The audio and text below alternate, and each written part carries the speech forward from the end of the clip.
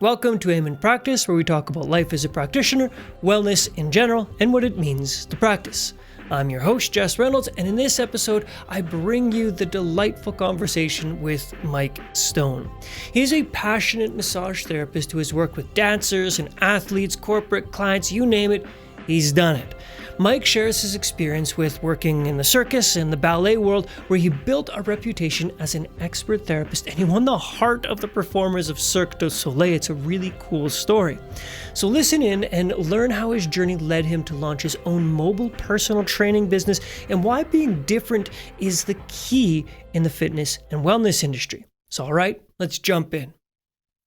Well, Mike, thank you very much for taking the time. I sure appreciate you chatting with me, and we'll start where I always start, and it's just tell me the story of what got you into this career of ours. Well, I was always an athlete when I was younger. Not so much now. I'm kind of broken, like a lot of older athletes. So I was in school for kinesiology, and really how it started was I had to write an undergrad thesis. And I wanted to write on something that interested me instead of, like a lot of my classmates were writing, kind of biographies on Bobby Orr and Wayne Gretzky and that kind of thing. And I just thought, I wanted to be a little bit more in depth than that. Mm-hmm. So I actually couldn't figure it out. I couldn't find out how to bridge the gap between putting something that I liked into, scholastic, on a piece of paper, and then it was a research project. So, what are you going to research? How do you research, So it was funny how it happened. So I'm in my fourth year, second semester of fourth year. So I knew I was going to do another year to write my thesis. I had to do 5. I wasn't going to get it done. So I just decided that I would take a couple more courses, and I actually ended up with a second degree in sociology after the 5th year. But in the winter of that 4th year, I decided to join the basketball intramural club, right? I played ball in high school, and basketball has always been something that has interested me. So I joined this team. 2 of the boyfriend and girlfriend, they both played for the varsity teams, he men's and her women's. And I work with them at the university pub. And they were like, hey, do you play ball? We're looking for a couple more people for our team. We don't really have enough. So off I go. And they put us on a team, just random, 3 of us, and they just threw us on a team. Well, the team they put us on, we walk in, and there is my first year sociology professor warming up. Okay. This guy was a super interesting cat. Like, he was like, hair in a ponytail, salt and pepper. He had the salt and pepper beard. He wore like Led Zeppelin concert shirts with red high top Chuck Taylor canvas shoes and cut off jean shorts. And just a total quirk, right? Yeah. But super, super nice guy. So we end up, playing for the 6 weeks or 8 weeks or whatever it was. And we get knocked out, and he says, all right, first jug of beer on me. Let's head to the pub. I was like, oh, okay, cool. So the 3 of us worked there. So we went, and of course we sit down. I was the head doorman there at the time. And we sit down, and a jug of beer shows up. And I was like, wow, that was fast. How did you do that? And he's like, I didn't order that. So I kind of look over, and there's the manager waving, like, hey, enjoy. They knew that it was our last night of ball because we all 3 of us worked there. So she sends over a jug of beer, right? So, which was, super nice, right? Mm-hmm. So we all have a glass, and then, of course, the 2 varsity players are like, okay, we got to get up. We got practice in the morning. So they take off. So it's him and I, and we're sitting, and we're just, shooting the breeze about, whatever. And then, of course, it comes up that I was in his first year class, and we get talking about the final exam, and that's another whole story. But another jug of beer shows up, and I'm like, okay, well, thanks a lot. But, he's like, well, I didn't order that. So I'm like, okay, well, that's weird. So I kind of look over, and it's manager shift change. So the night manager's coming on, and he sends over a jug of beer. Yeah. So I'm like, all right, okay, well, here we go, right? So next thing you know, course, then he says, we're not leaving here until I buy the first jug of beer. He says, these two are free. They don't count. I need to buy the first jug of beer. So I'm like, hey, I'm like 24, 25. Like, Right. sure, whatever. I'm drinking with a university professor. Like, how cool is that when you're 25 years old, right? So, we get chatting and blah, blah, blah. And he's asking me what class I was in. And his final exam, this guy was way ahead of his time. His final exam, the main question on his final exam was, there was two questions. The first question is the standard, using morals and values and beliefs and all the pillars of society. Explain your space in society as as far as economical status, and then the second one was explain why you would or would not legalize marijuana. Okay, and so, this was in which year? 1994. Okay. Yeah. A little ahead of his time. Way ahead of his time, yeah. So, of course, I come from a small town, and I'm like, okay, well, that's an interesting question. And I remember we debated about it in class for like 3 classes straight, right? And, all the normal things, taxation and, the legalization stuff about it, and all that stuff. So I wrote on that one. And he says to me, oh, you were in that class. That was the last year that I could write the marijuana question. And I said, what do you mean the last year? He says, well, somebody complained. And the dean of the sociology department told him he wasn't allowed to put that question on the exam anymore. So I was like, well, cool. Okay, well, I got to experience that. He says, so let me guess, you wrote about keeping it illegal. And I said, no, actually, I wrote about legalizing it. And he says, that was you? Okay, so he remembered you. Yeah. And I was like, what do you mean that was me? He says, out of a class of 250-ish, right? He said about 80% wrote the first question. Out of the 20% that wrote the second question, he said there was only one who wrote on legalizing it. He says, because he thinks everybody was afraid, because it was illegal at the time. Everybody was afraid to be honest and write what they really thought. They didn't want the teacher to think that they were potheads or whatever, because it was pretty frowned upon back in the 90s, right? So we get talking about this, and I'm laughing, right? I'm like, that's hilarious. And he's like, so do you really think it should be legalized? And I said, well, look what happened when they legalized alcohol. And it's way less dangerous than alcohol. All kinds of scientific facts have proven that. And so he says, okay, you want to go smoke a joint? A university professor asked me if I want to go. I didn't smoke a lot of weed. Yeah. But I was like, okay, when am I ever going to have this opportunity again? Totally. You know what I mean? So I'm like, okay. So we go to his car, and of course, I'm a mess. We come back, and I'm just a freaking mess. Yeah. So we start chatting. He says, oh, you're in your last year? Oh, yeah. Well, I'm having problems finding a topic for my thesis. He says, oh, okay, hold on a second. He gets up, he goes to the bar, he gets a pen and a paper from the bar, comes back. He says, okay, let's start brainstorming. And I'm like, what? Like we're at a pub, man. Like you should join. We're like, I just smoked weed, and we're like 4 jugs in, man. Like, I'm not sure what kind of ideas are gonna pop. But he says, this is the best time to think. Okay. He says, when you're totally uninhibited, it's the best time to think. And I was like, oh my God. So he says, what do you like? So what do I like? I grew up with martial arts, right? So that comes out pretty much right on top, because I'm talking like I did like, I don't know, 9-10 years of martial arts right before that. Okay. He says, oh, okay, cool. He says, well, and he kind of broke it down, right? Oddly enough, I don't really recall how I ended up at home. But when I woke up, I still had that piece of paper in my pocket. Okay. So I pulled it out and I opened it up, and I was like, wow. So it was all broken down: martial arts, health and wellness, athlete, blah, blah, blah, blah, blah. He said, you know what? It looks like Chinese medicine would be something that you should write about because of the what it's all about. So I ended up picking acupuncture. Oh, interesting. As my undergrad thesis. Yeah.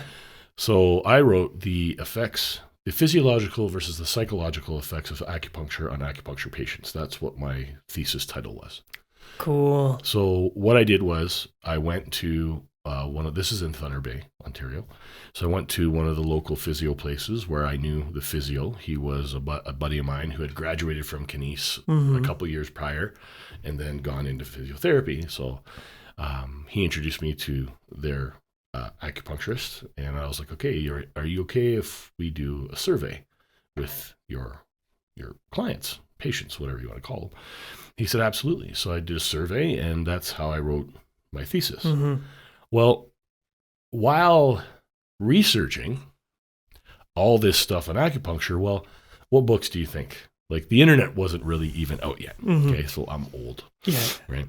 So you had to go to the library and look up alternative medicine books, and there wasn't a whole lot of them in 1995, this would have been. So every book that I found, flipping through, what's next to acupuncture? Massage. Right? So I started kind of reading on it. I was like, oh, it's interesting. I really caught my eye. I actually thought about changing my thesis at one point, and my thesis advisor was like, she's like, no, you've done too much work already. Don't change it. So that's what tweaked my interest in massage. Okay. From there, we had a guy in our class, in our kines class, that had done massage therapy first in Toronto. So he did the massage therapy program, but wanted to go back to get his kinesiology degree.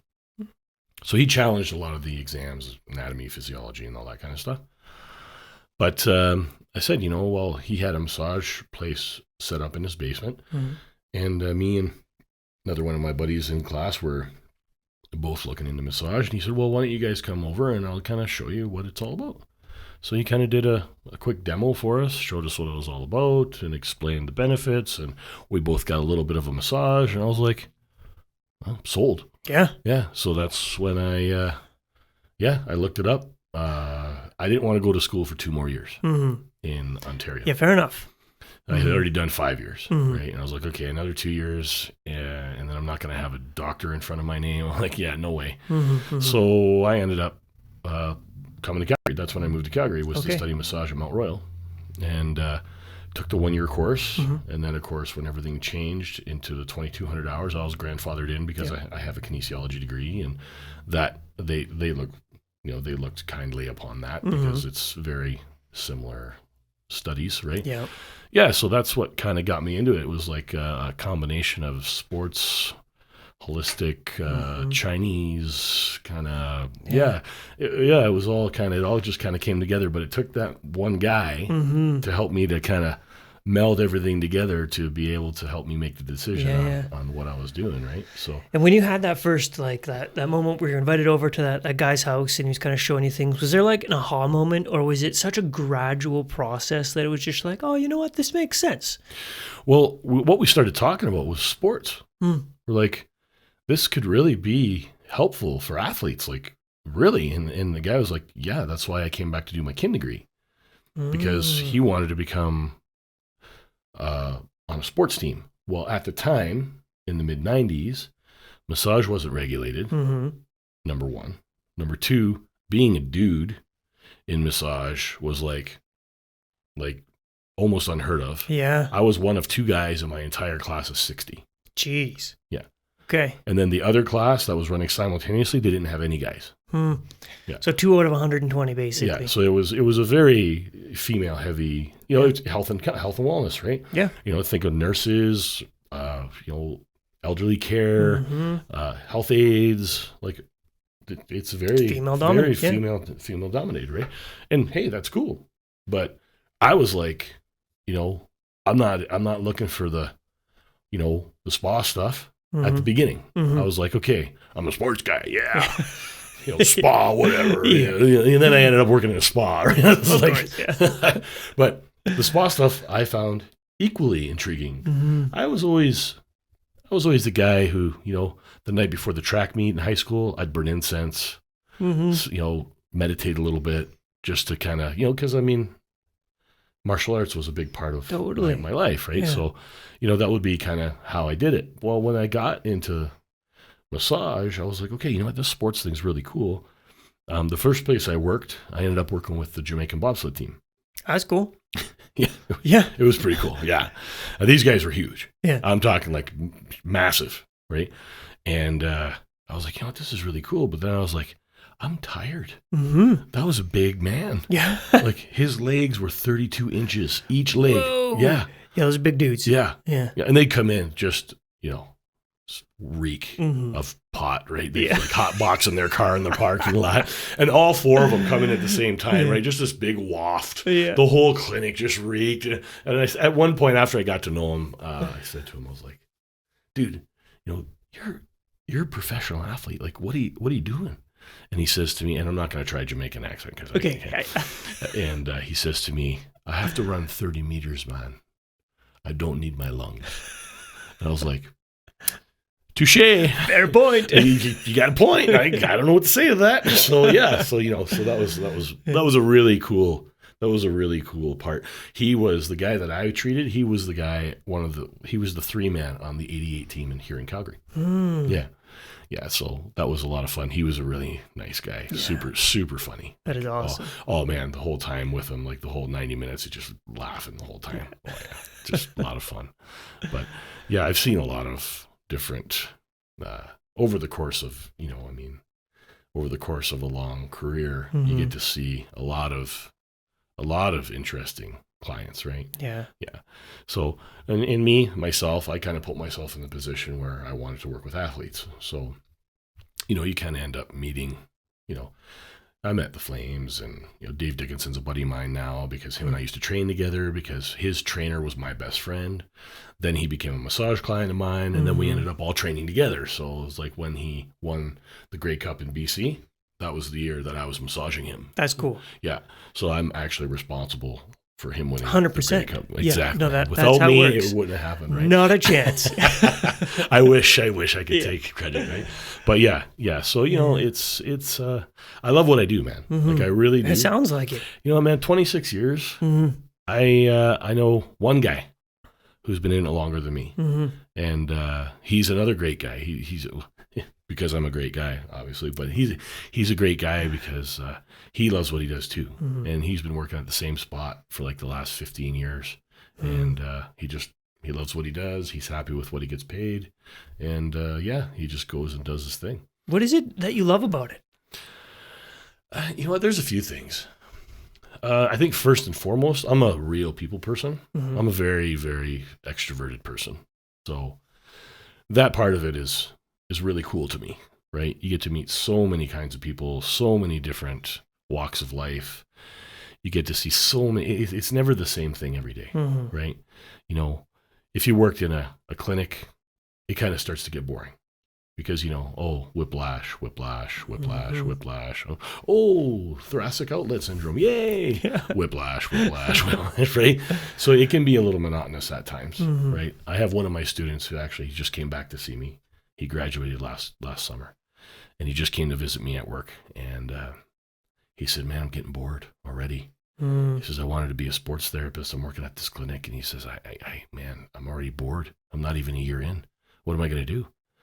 I said, well, make your own clients, man. Like, do your own thing. Do something else. Yeah. There's so many different ways you could take this career, right? So many, right?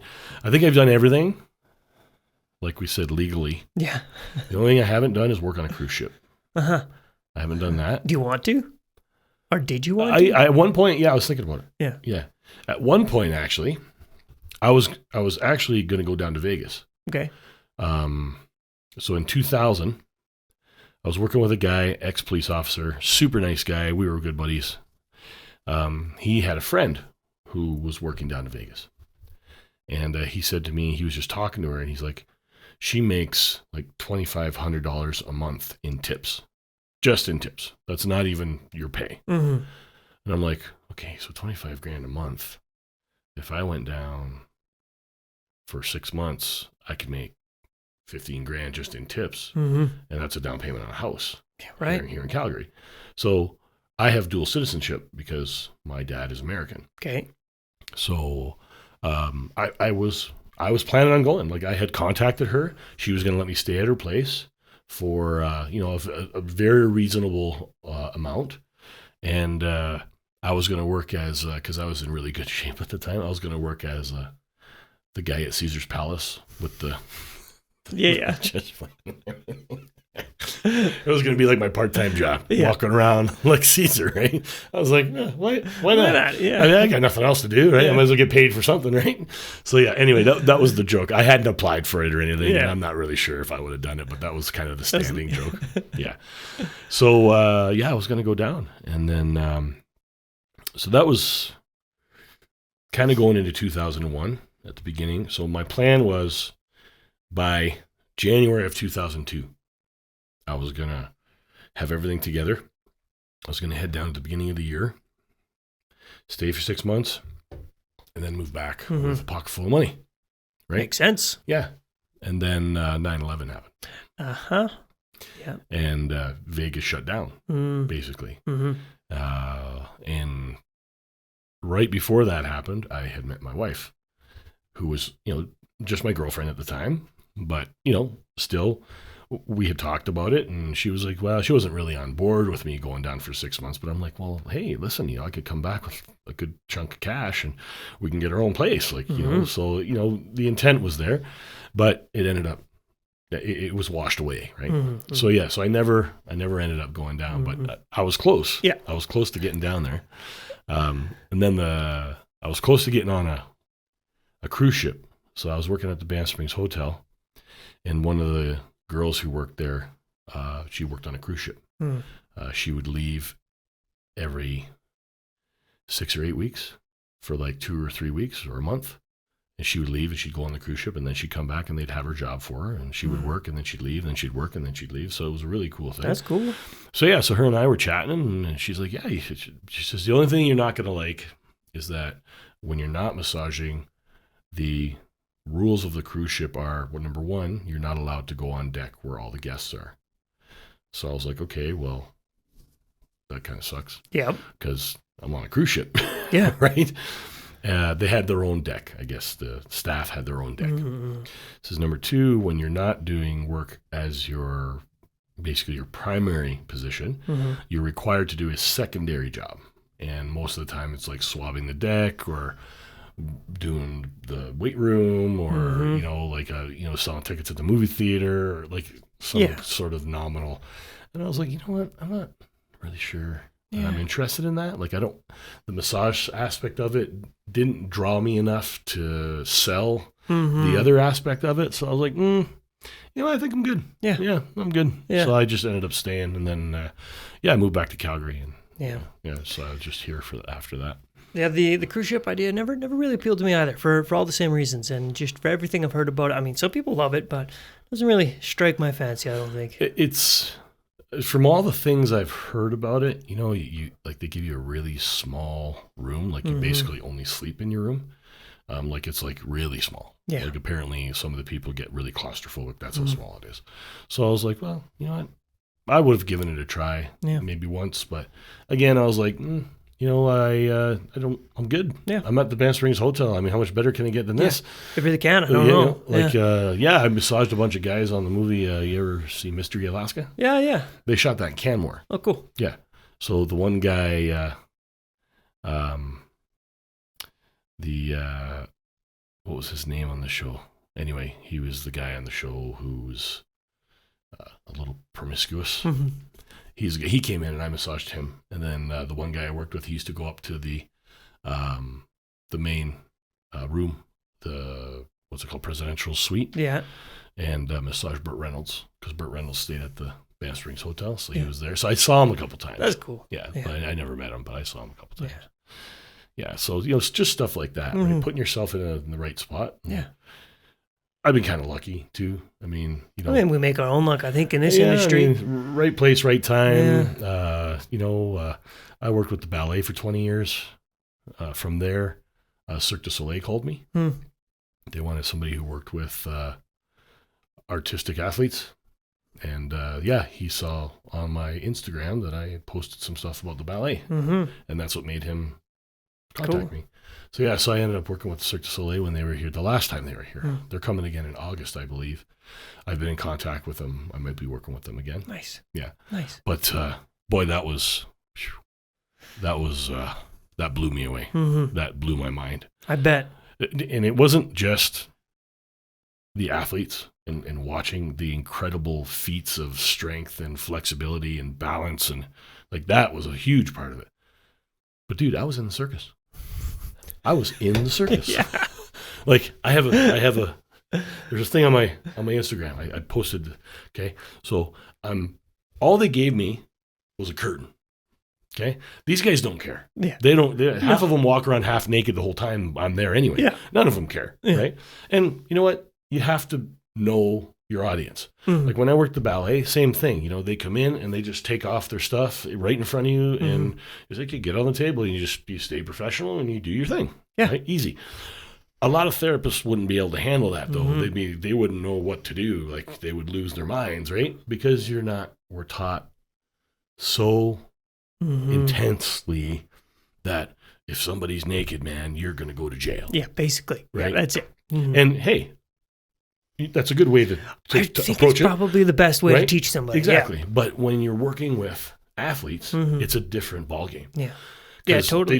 They just are ripping clothes off, and like football guys, BC Lions, when I went there, I need my hamstring done. Right down, and he's got his jock strap on. Yeah. And I'm like, all right, get on the table. Well, what am I supposed to say? Put your pants back on. Like, he's whatever, right? So I'm behind this curtain, okay? And the curtain's about 8 feet. I'm massaging away, and we're chatting. They're all very, very pleasant people. I never met anybody who wasn't super nice. And they're all very chatty because, they're not there to relax and fall asleep. Like, They're there to get some work done. They're not having fun when they're there. They're getting work done. So I'm massaging, and I happen to look up, and literally a juggling pin goes flying through the air. And I'm like, did I just... I think that was a juggling pin. So I look again, and there it goes again. I'm like, and this is when it hit me. I'm like, I'm in the circus. I'm in the circus. You're in it. Right? So then, like, literally, not even 5 minutes later, I'm massaging the same guy. So I said to him, hey, do you mind if I take a quick video? And he's like, no, go ahead. I says, there's juggling pins flying through the air. This is hilarious. And he's like, oh yeah, that's always a good one. And then I look over, and there's this girl doing flips. She flies through there, and I'm like, okay, I got to take a video. So in my Instagram post, I'm like, I'm in the circus. Like, yay, I'm in the circus. Look at me, mom. Totally. Oh, it was hilarious, man. I was just like, I at that point, that was the point where it hit me. I was like, holy crap.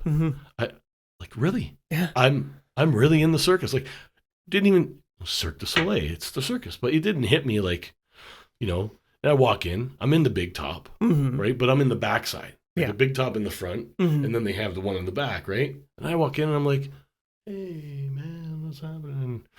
And this was funny. The first guy that I massaged. So I get there, and they have a tablet on the wall, right? Makeshift, kind of hung in a pouch, kind of hanging over like this, right? And it's where they sign up. They have a a booking system on there. So I come in, I'm like, hey man, the athletic therapist was there. I said, I don't have any bookings. Like my first shift, I had nothing. Nobody was booked. And I'm like, is that normal? He says, well, unfortunately, the last place we were at, which was Hartford, Connecticut, apparently the therapist there was horrible. Yeah. Just couldn't get deep enough, didn't have enough knowledge, just wasn't what they wanted. Right. So everybody was standoffish because they're like, okay, buddy, you hired this person in the last place. Now who you got coming for us? So, of course, I walk in, and I can see a couple guys kind of looking to see, oh, is that the guy? Is that who it is? And blah, blah, blah, blah. So I hadn't met the athletic therapist yet. We had only talked via email and phone. Right. So I walk in, and I'm standing there, and, of course, this guy comes walking over. And I don't know, he's about 6'4", about 240, 250. Big dude. Big dude, right? He says, you therapist? I'm like, yeah, I think so. Am I in trouble? Like he was mean looking. Yeah. He says, My name Yuri. I'm with Russian swing team. I have shoulder problem. You fix? I'm like, yeah, I'll fix. He says, you deep? I says, yeah, I'm deep. And then he gives me one of these. Kind of elevator-eyes me. And I'm like, what are you looking at? What are you looking for? Yeah. He says, okay, we see. So I'm like, all right.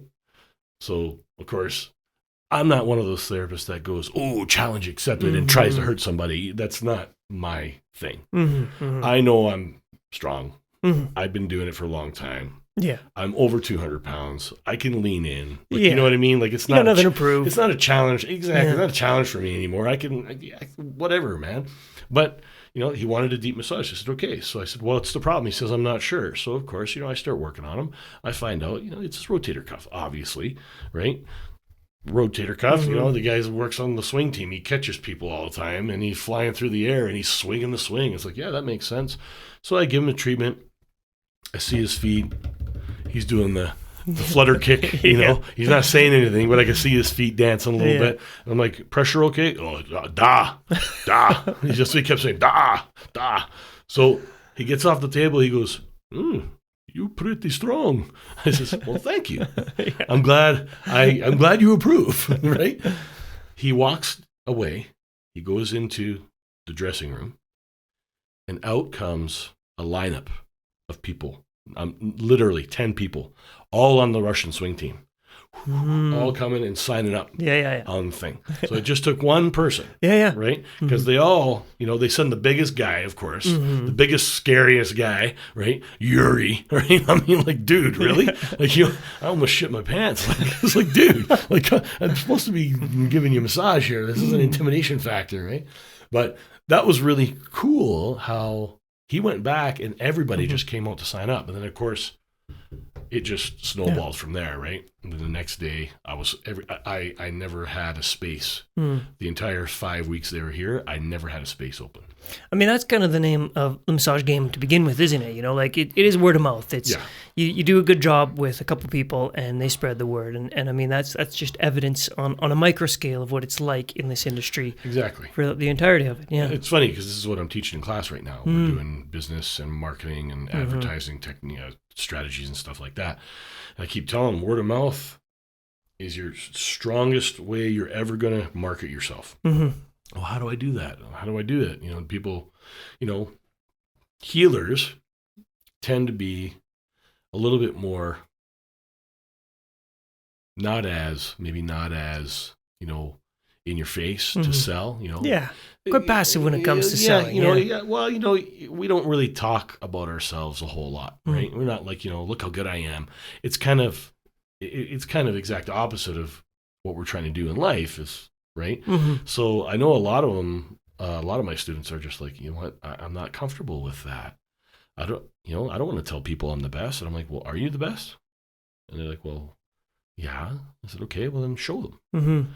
Show them. But how are you going to get them on the table? Yeah. That's the thing, right? Word of mouth, right? So, I'm teaching them to get out there, do some outreaches, go do some races, go do some marathons, go do a Spartan race, go do that's the name at the beginning, that's man. it. I can't remember how many things I did for free at the beginning, just to get my name out there and hand out business cards and, get in front of people, get my hands on people. Like I did Heart and Stroke Foundation, Bike for Breath. I don't know how many years I did that. I used to do powerlifting events. I used to do bodybuilding events. Oh my God. Like I can't even remember how many. What do you think it takes then based on that? Like somebody gets out there, they follow your advice and they just get their hands on a bunch of people. What do you think it takes for them to be successful? Well, there's a number of things, right? Number one, you have to be a good therapist. I mean, you get your hands on a bunch of people and you're not really that good. You're doing yourself a disservice because you're just promoting that you're no good. Yeah. Right? Yeah. So number one, obviously, is you got to be good at your craft. Right? And what does it take to be good at the craft, do you think? Honestly, I think it's passion. I think it's, liking, enjoying what you do. There's a bunch of students in the school I teach. They avoid getting booked for massages in the student clinic like the plague. Oh, my hand. Yeah. Oh, my shoulder. Oh, I'm sick. Oh, my kids. Oh, and I'm like, you know what? you're going to fail. I'm sorry, but you know what? You do that at a job, you're fired. Very true. I try to explain that to them, but they just continue to do that. And you know what? I can't be responsible for somebody else's actions. I can just try to help guide them. Yeah. But yeah, you got to like what you do, man, especially when you're doing physical work and working with people. Like, it's two things, right? So, and you know what? You got to know how to sell a little bit.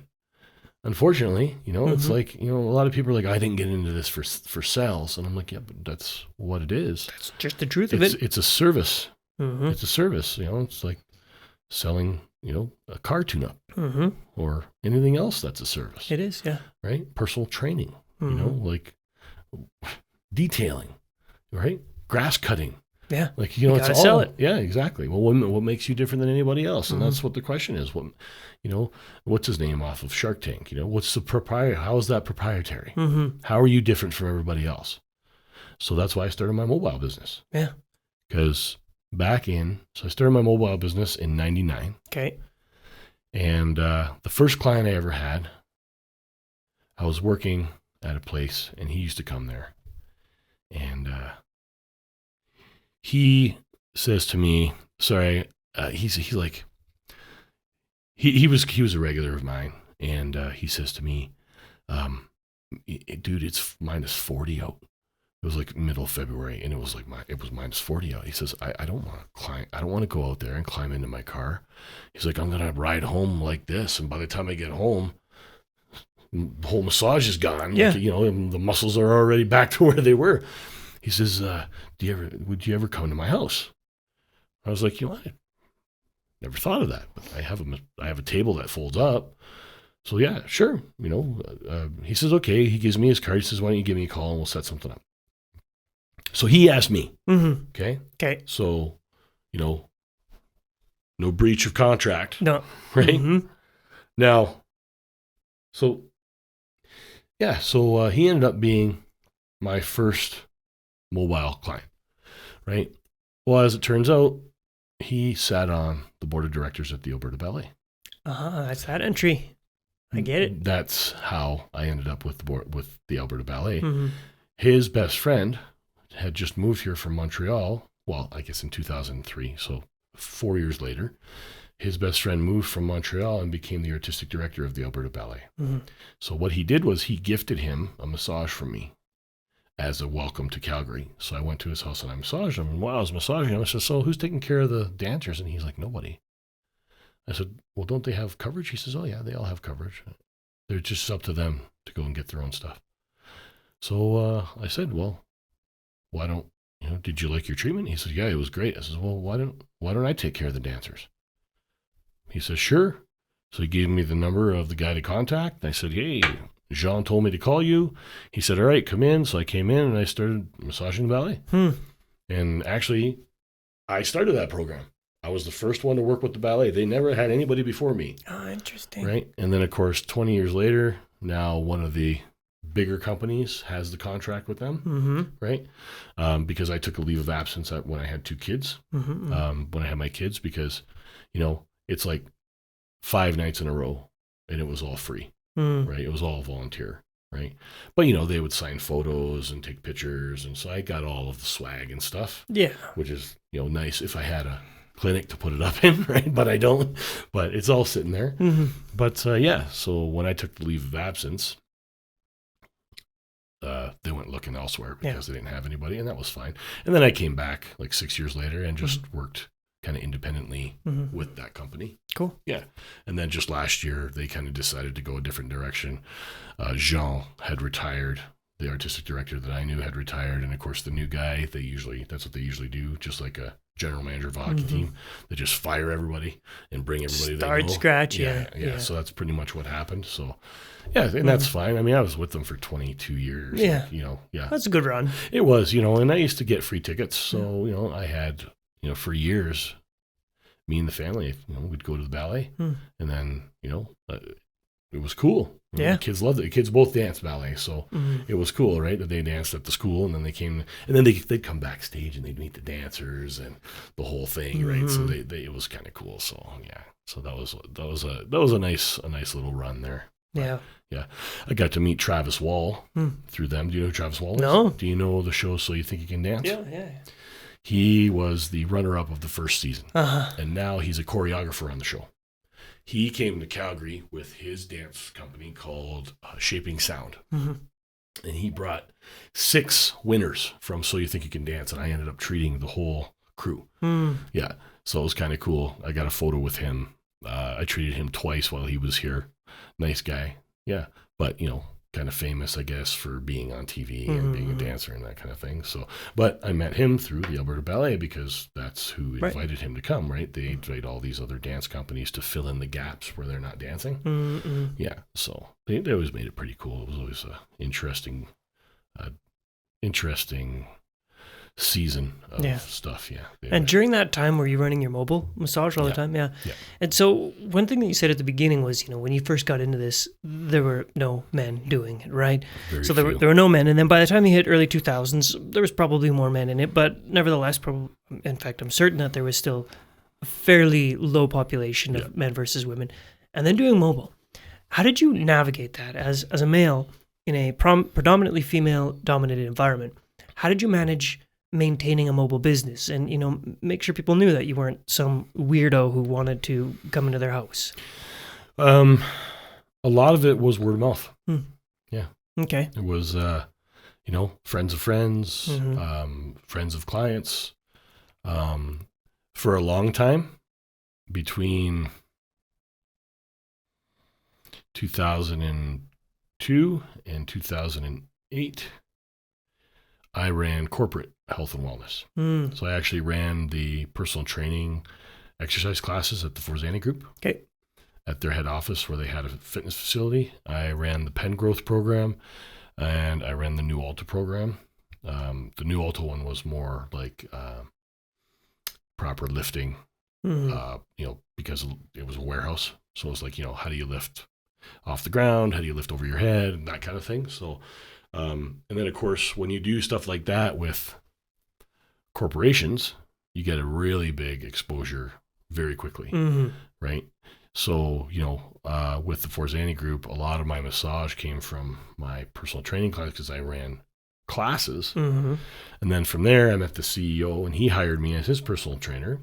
And then from there, he told me about this CEO and this guy and that guy and that guy.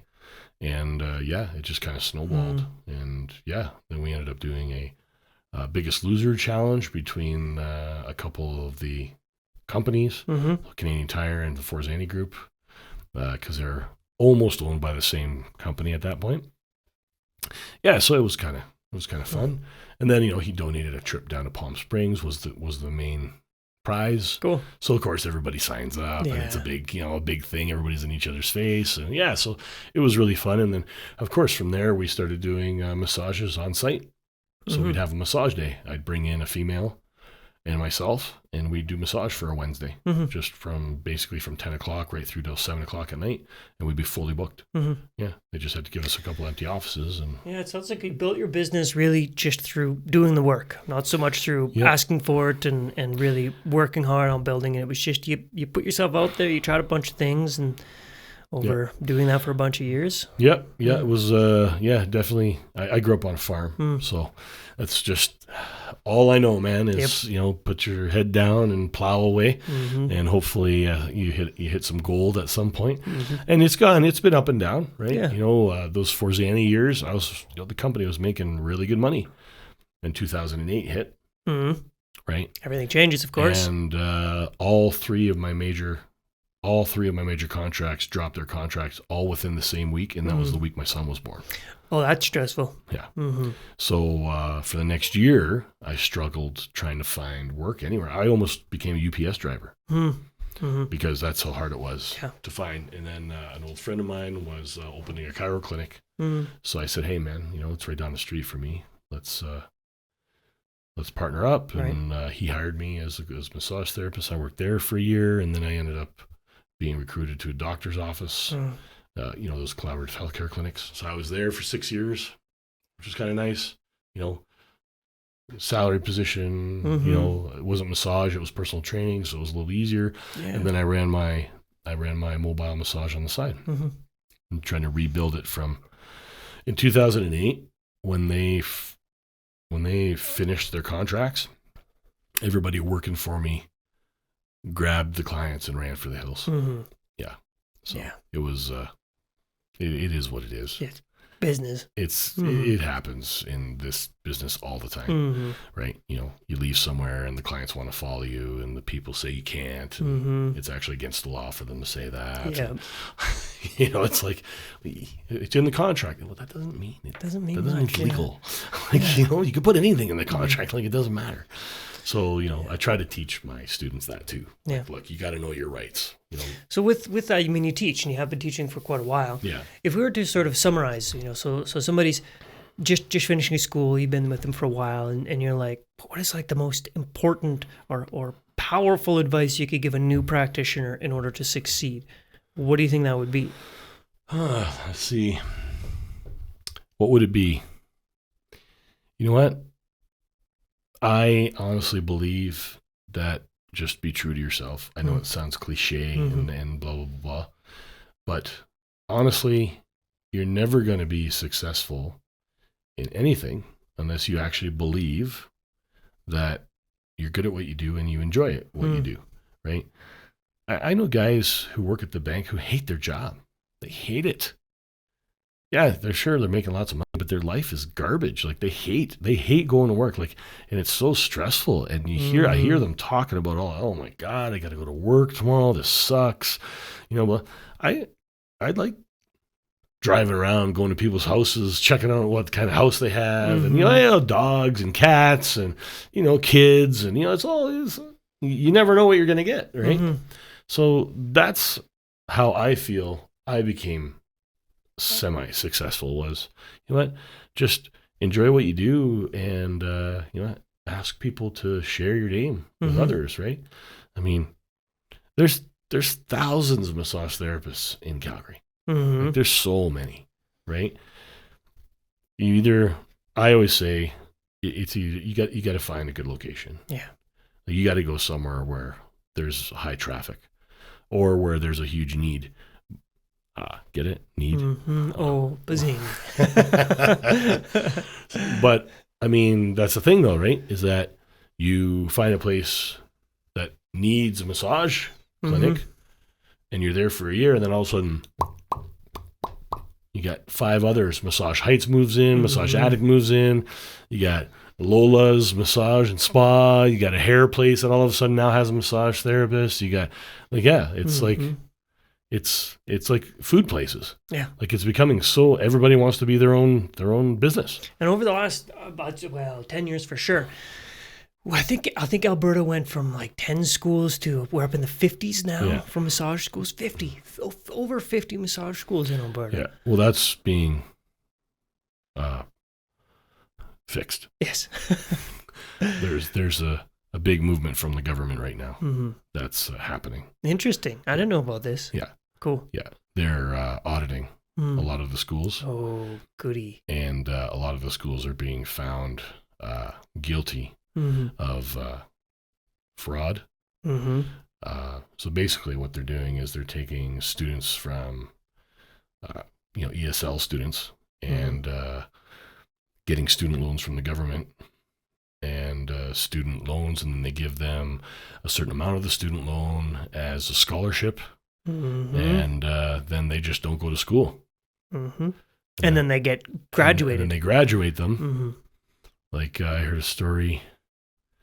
This one lady barely speaks English, which is fine. But she's got 100% in her massage class. Finished her first year. She's got 100%. They went on to check her D2L. You know what D2L is? And she has spent 39 minutes on D2L the entire first year, and she's got 100%. So she's getting her answers from somebody who's writing the test first and then sending her the answers. I am very familiar with that particular situation. Right. And it's unfortunate, and it makes me very happy to hear that there's a bit of a crackdown. Oh yeah, they're not. Ooh, it's nasty. Mm. I know of 6 schools that are being audited right now, and CDI got shut down. Wow. Yeah, so they got shut down, and I won't say any of the other ones just because. But I know that there's a couple more that are close to getting entirely shut down. Yeah. Because they're not following regulations. It's like they think they just basically think that they have a license to print money, right? Yeah. It's a shame because it really does water down the entire industry. It lowers the credibility, and it makes it hard for the people who actually love this business to make a living doing it. It's disgusting to me that people would taint the education system for money. And it's not even, hey, what are you looking at doing in the future? It's, hey, let's sign you up for a massage and get you that student loan right away. It's not even, they don't even care. Like I've heard it, I've seen it. They don't even care who they're talking to. They don't. Well, what do you want to sign up for? Massage is a $3,000 grant. Business administration is only a $1,000 grant. Right? Oh, I'll take the $3,000 one. It's not. You're not selling education. It's a money grab. That's 100% it. Right? And it's sad. Like it's really sad that the education system is just totally. And that's why so many of these schools opened up, and that's why so many of them are being audited right now, and they're screwed. Yeah, a lot of them are totally screwed. Which is good because it's so sad for the individual too. I mean, imagine coming to Canada or coming to any country as ESL, and then getting this opportunity, and you believe it's an opportunity. Like, oh my, somebody's going to help me get this degree, this certificate, this diploma, and I'm going to be able to make how much per year? 80,000, you say? I can make 80,000 per year? All I have to do is sign these papers. Okay, I'll sign the papers, and then they get out of school. Who's carrying that student loan? Well, it's the person who speaks 5 words of English, and they're not going to be able to work because they're not good therapists. It's so tragic that this is what's happening, not only to the education system, but to the individuals who are getting duped into this. Yep, exactly. Yeah, I don't, not a big fan of what's happening right now. So, but, you try to become part of the solution. That's right. Right? Yeah. So, just when I was hired where I am now, they never had a head of the department before. So, trying to get all the ducks in a row is, they're doing everything a lot better than a lot of the other places are. A lot better than a lot of the other places are. So I'm happy about that. And of course, I've also am helping to try to make sure that, we keep the boat in the canal, so to speak, right? Otherwise, it's easy to go left or right pretty quick when it comes to money. Yeah. And, people can be greedy. Turns out. Well, I mean, what I find funny is that very few of these massage colleges are actually run by massage therapists. Exactly. Right? They're not. They're not. No, they're not at all. So it's like, no wonder they're not meeting policy, right? No wonder. They have no idea. Yeah. They have no idea, right? Yeah. What do you mean association? What do you mean liability insurance? What? Right? So it's really kind of funny, right? Yeah. So, I mean, funny, not haha. No, but, funny, tragic. Yeah, exactly, right? So, but, I mean, I'm doing my part to teach them what they need to know instead of just reading from a book. Yeah. Because I know a lot of teachers just sit there and read from the textbook. It's like, this is not a textbook industry. They're ESL. Yeah. Right. Number one, they probably don't understand half of what you're saying. Right. Even though they like in the college I'm at, they have to take a test before they're admitted into the program. But still, I mean, you're basically learning another language. I mean, I had a hard time, and I speak English. Yeah. And I had a hard time remembering, sternocleidomastoid, or like, I was like, what the hell is that? That's a long word, right? Yeah. Bless you, right? It's like, what? So yeah, I mean, a lot of them have a hard time. So that's what I do. I take the time to break the word roots down, explain to them, or I'll give them a way to remember it. Right. Yeah. So, it's different type of learning. Yeah. Right. But when they leave, they're going to have the tools necessary in order to become a successful therapist. Mm-hmm. Not just some guy who sat through 2,200 hours of bullshit Mm-hmm. and doesn't understand a goddamn thing and maybe knows how to give a massage, Maybe. right? Yeah. Yeah. Maybe knows how to apply oil. Yes. Yeah. Right? Do a bit of skin polishing. Yeah, exactly, right? So, Yeah. I try my best to give them the tools that they need, Yeah. other than just reading from a textbook. I don't learn like that either, so I don't teach like that. Mm-hmm. And, I think people with massage, man, they have to see. Yeah. They They have got to to see. see They got to and feel. feel. Yeah. Exactly, right? Like, okay, let's go, let's exchange, Oh, well, I don't know about that. Like, well, That's what it is. it's like, what did you think massage was going to be? Like, Yeah. what do you mean you don't want to rub a naked person? Like, what did you think you were going to be doing? Like, did you read the brochure? Did you see the picture of the naked guy on the front of the, like, you know what I mean? Yeah. And then, of course, I get all the, oh, they don't wear deodorant. Mm-hmm. Oh, they didn't shower. Yeah. Oh, their feet are, and I'm like, yeah, welcome to massage. That's a job.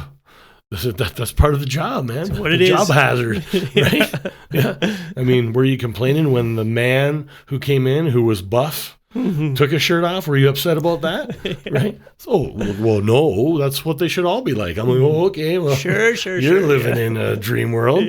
Yeah. I mean, some of the clients I've had, oh my God, like just, But either side, it's just by the end of it. they go from here to here. Yeah. I mean, it also depends on where you work. Yeah. Right? The Bass Springs Hotel, did I get a lot of overweight people? Did I get a lot of stinky people? Yeah. No. I guess not because Banff Springs, Well, right? But I think, well, I mean, and I hate to say it, but having a sociology degree, a higher class usually has better hygiene. That is just a direct proportional statement. Is true. Yeah. Right? It's got nothing to do with anybody, but honestly, if you have money to be clean and smell nice and wear perfume and cologne and get yourself haircuts and, all that kind of stuff. do all the things. Yeah. I mean, then typically, other guy, like one guy used to come in to see me all the time. He was a construction worker. Man, one of the nicest dudes ever. But he came in after work. It's just part of the job, though. Yeah. Like, eventually, Exactly. I don't know about you, That's but what I said to him. I was like, dude, you think you throw some deodorant on before you come see me next time? He's like, oh, man, do I stink? I was like, yeah. He's like, sorry, man. Oh, no problem. Yeah. So every time he came in, he had a little deodorant shower. Problem solved. Yeah, exactly. I mean, you just say, hey, man, oh, I had no idea. Because you don't smell yourself. Right. I mean, I could smell like Italian food right now for all I know, right? But, other people, I always have a way around it. You got to know your audience too, right? I always have a way to ask. Sometimes it's a little much, but I always have a bottle of peppermint oil, and I put some, it's like Vicks Vapor Rub. Yeah, totally. Yeah, it always works, right? Yeah. But it's like anything else. There's always job hazard. Every job There's you pros have. and cons. Exactly, right? Yeah. So it doesn't bother me anymore. The first time, I was like, ooh, what did I get myself into? Oh, no. Yeah. I quit. Somebody take me out of here. But, but that's, again, I prepare the students for that, right? Nobody told me when I went to school that I was going to massage stinky people. I just thought, everybody's going to smell nice, perfume. It's going to be beautiful, right? Everybody's pretty people, right? No, that's not how it works. No, right? But it is what it is, right? So you get used to it, right? Yeah. And we're wrapping up on the hour here. We're kind of tying a bow on the conversation. So cool.